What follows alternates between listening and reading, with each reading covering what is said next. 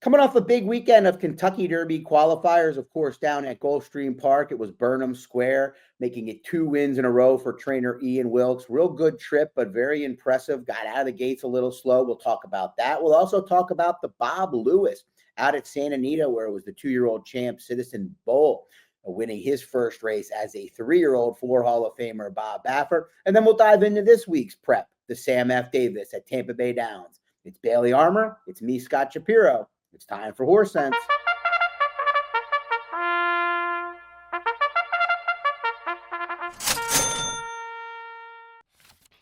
Welcome back to another episode of Horse Sense. As always, I'm Bailey Armour, joined alongside with the one and only Scott Shapiro for another week to dive into all the best horse racing action going on at Xpressbet and Firstbet. This week, we've got another huge week of Derby preps as the road to the Triple Crown continues. We've got some promos, we've got some tournaments. We're going to talk about the Sam F. Davis and things from last weekend. So Scott, as always, it's so good to be back here with you on this beautiful, stormy Thursday morning.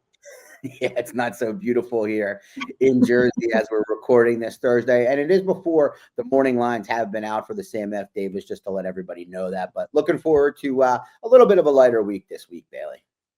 Yeah, lighter week, but no light week in the promotions department. That is, as you said, whoever comes up with these promotions at Xpressbet and Firstbet, she must be so great. I have to Beautiful say. girl, too. I can just see the beauty through the promotions.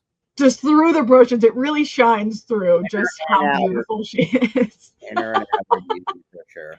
Inner and outer. There we go. Well, this week on tap for you, we've got another $10 money back special on the Triple Crown Trail as it makes its stop in the Sam F. Davis at Tampa Bay Downs on Saturday. And then in addition to that, if you want to, maybe take up the action a little bit, we've got another 2 million point hit and split on the late pick 4 at Tampa Bay Downs this Saturday, which I believe starts in race number 9. So they've got a really big card of races this Saturday. Personally, I'm excited to dive into all this action. What about you?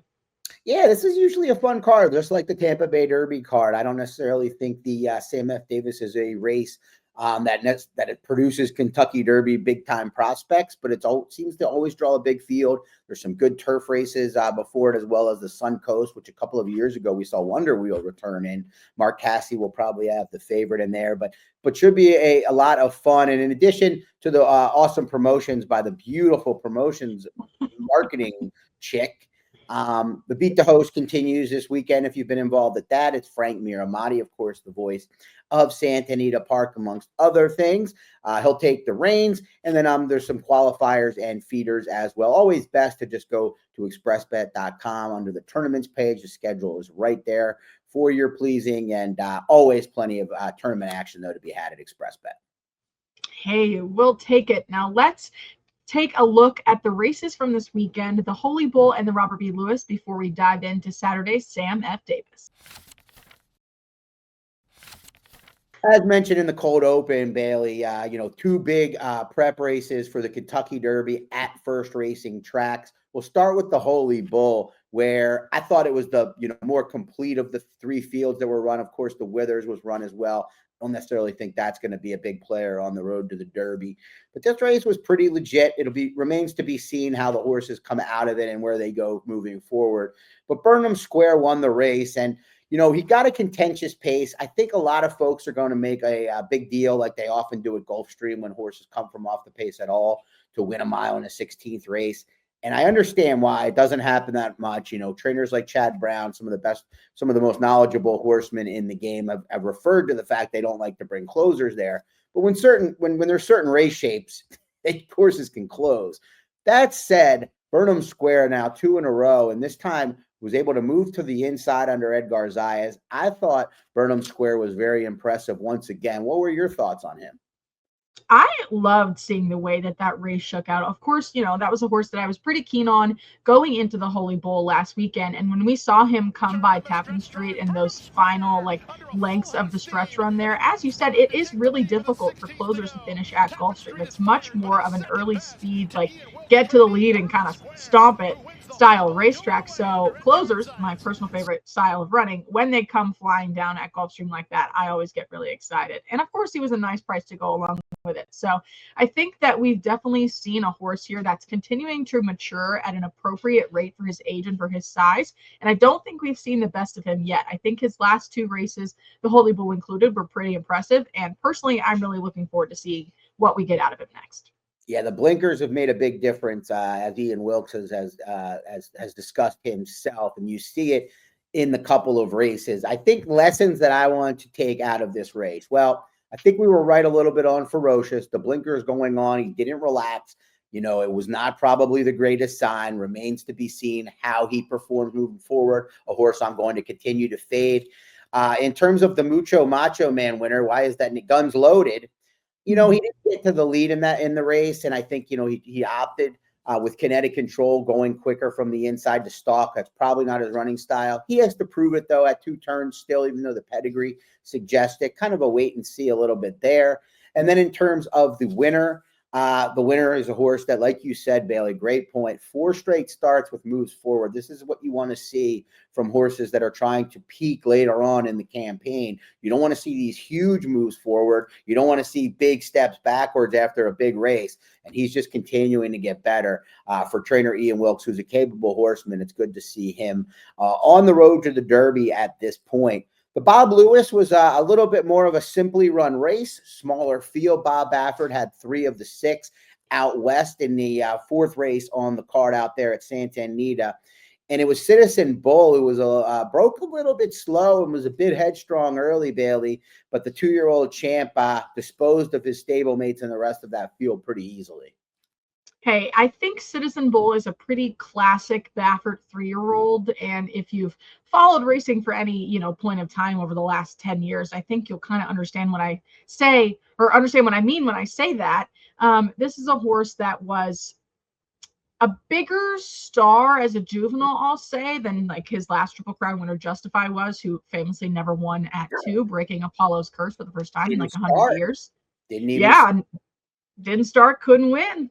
But Citizen Bull, of course, leading the Derby trail with those 60 points on the road to the Kentucky Derby right now.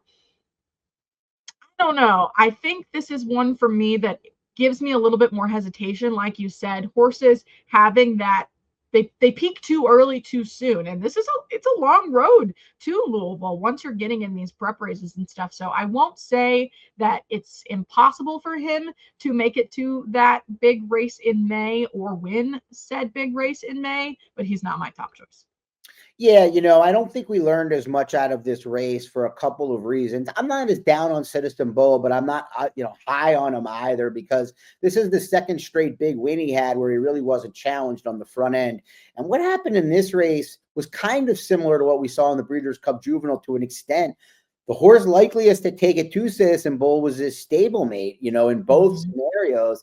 And I kind of think, this race was a little bit in terms of being a real race, because Rodriguez broke very quickly ahead of Citizen Bull, and it was very clear the instructions for Juan Hernandez, or he didn't want to get in the way of a duel and dueling in defeat. And it was very clear for the first half of that race that that's all he was really thinking about, is not getting caught up in a duel. The horse lost focus a little and then re-rallied. I don't know if I think that he's necessarily the horse I thought he was going into the race, but a little bit of a forgivable effort there. The rest of the field I've got no interest in. And again, with Citizen Bull, the price that he would likely be in the Derby, or, taking on these, the top other 3-year-olds in the country, would be unfavorable to me, but he's just not done much wrong so far. So until he does, it's hard for me to completely knock him. But a couple of big races, for at the first tracks. And as we pick up some of the bigger circuits with Gulfstream, of course, and Santa Anita with their bigger preps coming. But we've got a prep this weekend that I'm looking forward to talking about with you, Bailey, in just a moment.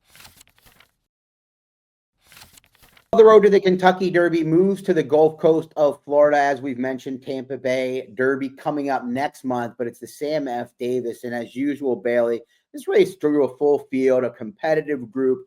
As we mentioned, it's really not a race that has produced significant Kentucky Derby contenders over the recent years, but always a fun race to handicap. And, obviously you would expect at least some of these to try to move on to the Tampa Bay Derby next week. Mile on the 16th. I'm expecting a pretty quick pace in here. I think the biggest, strongest resume goes to Owen Almighty, who comes in 3 for 4. All one-turn races, including the win last time in the Pasco and his runner-up effort going the one-turn mile in the Grade 3 Iroquois at Churchill. The blinkers go on. He stretches out. He's capable with Irad Ortiz aboard, but there's a lot of different ways to go, and I'm kind of intrigued to see where you went with your handicapping.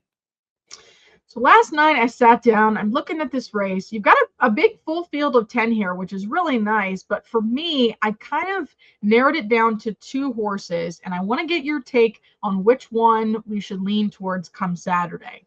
So first, the number 3, John Hancock. This is a Brad Cox, Flavian Pratt horse, last year's Eclipse Award winning jockey. He's like the best in the game right now. Amazing. We don't have to go into that resume. But you should know, for watching at home, Flavian Pratt is great. This horse won last out under Sammy Camacho in a 6-furlong maiden special weight at Tampa. They went really quick then. I mean, they were going just about as fast as they could. Final time in 109. And Brad Cox is like 30% sprint to route horses. So he really knows what he's doing with this one.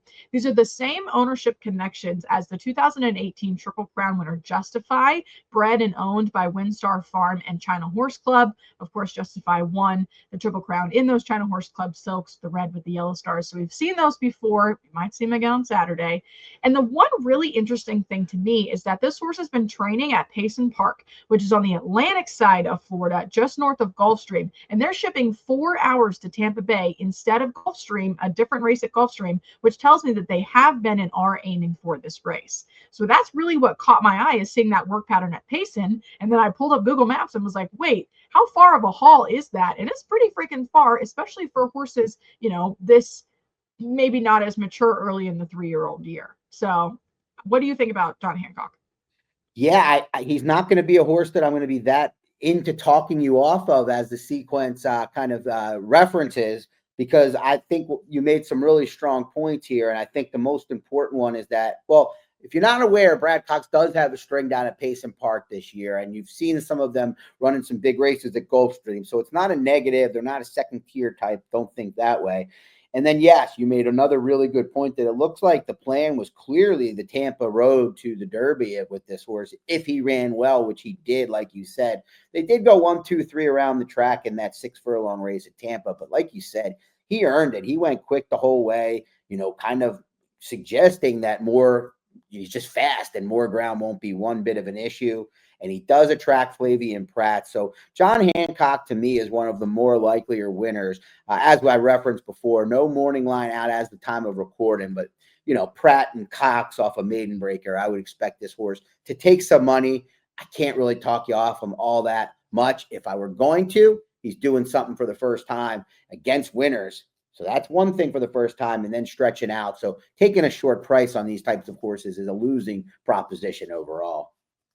My other interesting one here is the number 7 Poster. Now, this is a horse that's won on turf and dirt on the Remston, last out at Aqueduct. And an interesting thing about his pedigree, his dam pinup is out of a mare called Cara Raffaella, who's a half to Bernardini, who won the Preakness and the Travers in 2006. Cara Raffaella was champion broodmare of the year that year. And of course, Bernardini sired our Pegasus winner 2 years ago, Art Collector. So this is a really strong pedigree. And this horse seems to be historically a closing type when there's speed on the inside and out of him. Now, as we talked about, this pace is probably going to be pretty hot. John Hancock probably more forwardly placed. So we'll see if the Tampa race this weekend shakes out like the Holy Bull did last weekend, where a closer kind of came and took it from him. So I see what you're seeing with Poster. I'm a little less bullish on his chances in here, so I will try to talk you off this horse, and then I'll let you go and make the decision because we've got time, right? But